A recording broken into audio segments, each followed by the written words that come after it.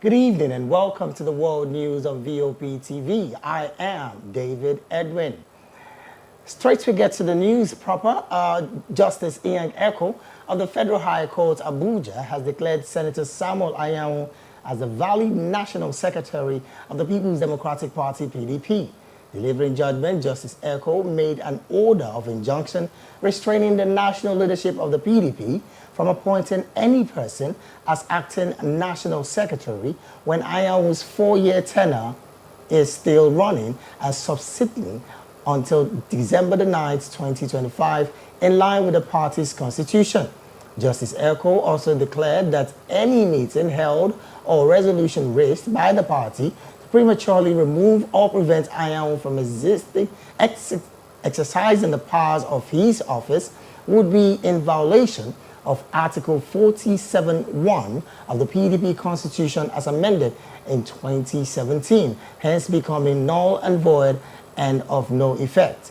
The judge also restrained the Independent National Electoral Commission (INEC) from recognizing any purported appointment of any person as National Secretary of the party, whether in acting capacity or otherwise, other than Anyanwu, the elected National Secretary of the PDP. The court had on November the 22nd, 2023, stopped the PDP from removing Anyanwu as National Secretary pending the hearing and determination of the substantive matter. The Economic and Financial Crimes Commission, EFCC, has allegedly arrested the chief executive officers of Zenith Bank, Providence, and Jaiz Bank. The bank chiefs were allegedly arrested in connection with financial misappropriation and fraud linked to the Minister of Humanitarian Affairs and Poverty Alleviation, Betta Edu, and her predecessor, Sadiya Umar Farouk. According to reports from multiple credible sources within the presidency, the banking executives are now in EFCC custody.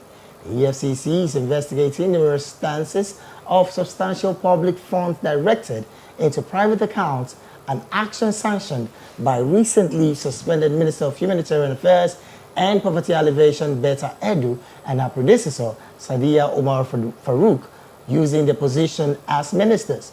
Farouk, who oversaw the Ministry of Humanitarian Affairs, Disaster Management and Social Development under the previous administration, is also under investigation for the mismanagement of at least 37 billion naira in public funds designated for the conditional cash transfer program of then-President Muhammadu Buhari. The large-scale movement of funds into private accounts was partly facilitated by a potential deliberate oversight in flagging suspicious transactions, responsibility bank bear under various anti-financial crimes law and central bank directives. President Bola Tinubu has slashed the expenditure on all official travel, domestic and international trips by 60%. For foreign trips, the president will be accompanied by 20 persons, while the vice president will have 5 persons and the first lady will have 5 persons respectively. For local trips, the president will be accompanied by 25 persons, the vice president 15 persons, while the first lady will have 10 persons. Special advisor to the president of media and publicity, Julian Gilali, who briefed State House correspondent on the latest development, revealed that President Bola Tinubu has, by his most recent directive, approved a massive cost-cutting exercise that will touch across the entire federal government of Nigeria and the offices of the president himself, the vice president, and the office of the first lady. According to the presidential media aid, official trips within the country involving the president or the vice president will experience significant cost reduction.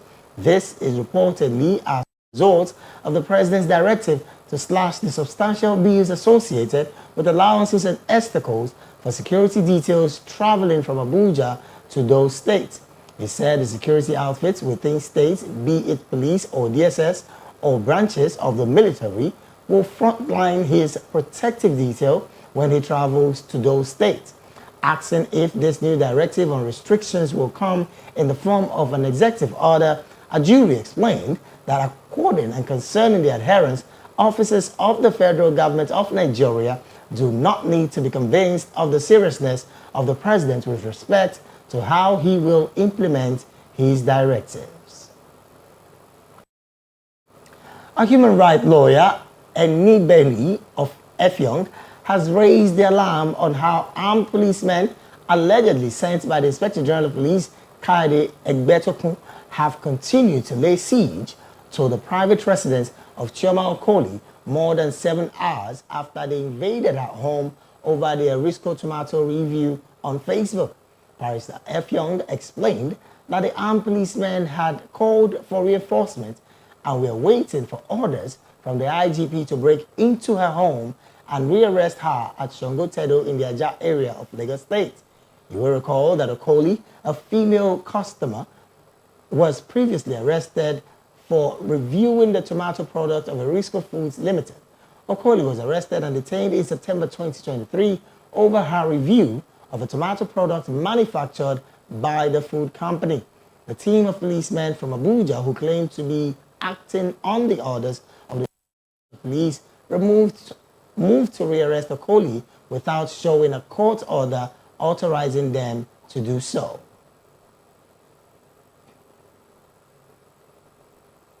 The Martin Amaewhule-Led faction of the Rivers State House of Assembly has unanimously agreed to write to Governor Similaye Fubara to notify him of the delay in presenting the 2024 budget to the House. Amaewhule hinted that they are yet to receive the state's medium-term expenditure framework and the 2024 appropriation bill. You will recall that Governor Fubara had presented the 800 million naira 2024 appropriation bill to the Edison Ehie-led faction of the Assembly. The bill was subsequently passed in December 2023. Ehie, who has now resigned as the Speaker of the House and member representing Ahoada East State Constituency 2, had declared vacant the seat of the factional Speaker. Amaewhule and members of his faction, numbering 25, following the defection from the People's Democratic Party (PDP) to the All Progressive Congress (APC. He also asked the Independent National Electoral Commission (INEC) to conduct fresh elections to fill up the vacuum already created in the Assembly. Earlier, the House gave the first reading to a bill which seeks to amend the Rivers State Traditional Rulers Law No. 4 of 2015. Presenting the bill sponsored by the Majority Leader, who is also the member representing Akuku Toro Constituency 1, Major Jack. He averred that the bill seeks to amend some sections of the principal law and when passed will make the Traditional Rulers Law in tune with current realities. In the span of December 30th, 2023 to January 5, 2024, the Niger Delta witnessed a total of 157 incidents related to crude oil theft, as reported by the Nigerian National Petroleum Company Limited, NNPCL.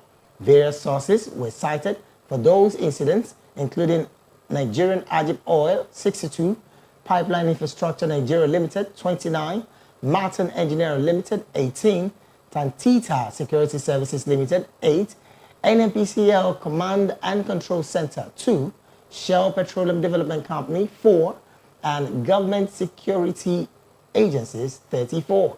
The NNPCL, in a 3 minutes video posted on its X handle, shared that 52 illegal refineries were discovered and subsequently destroyed in Abia, Imo, Rivers, and Bayelsa State. The video further revealed the unveiling of 32 illegal connections in different parts of the Niger Delta, spanning Bayelsa, Delta, and Rivers State, with corresponding removal along the Central Corridor.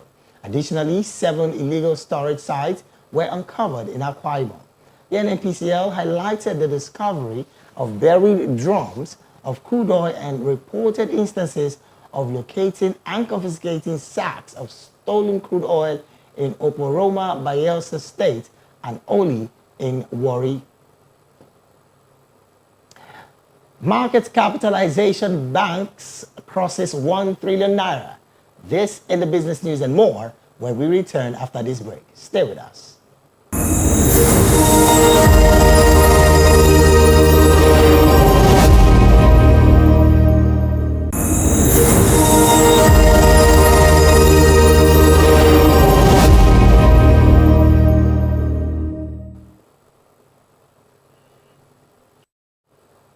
Welcome back. Access Holdings PLC and First Bank of Nigeria Holdings achieved remarkable milestone by surpassing a market capitalization of over 1 trillion naira each at the close of Tuesday's trading on the Nigerian Exchange Limited.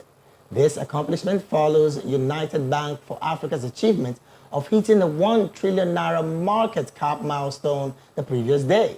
On Tuesday, both Access Core and FBN Holdings experienced gains with approximately 82 billion naira and 93 billion naira respectively. This propelled them to join the elite 1 trillion naira club, reaching market caps of 1.055 trillion naira and 1.023 trillion naira respectively. While FBN Holding had previously crossed the 1 trillion naira market cap mark in December, it is worth noting that UBA, which joined the prestigious club on Monday with 1.022 trillion naira, appreciated even further to 1.114 trillion naira by the close of Tuesday's trading. This collective success means that all tiers bank in Nigeria now boast market capitalizations exceeding 1 trillion naira. This achievement comes in the wake of the Central Bank of Nigeria's announcement on plans for a recapitalization exercise aimed at supporting the envisioned $1 trillion economy projected by President Bola Tinubu. In a border community between Nigeria and Benin Republic, Seme, a tanker loaded with 2,500 liters of diesel exploded on Monday.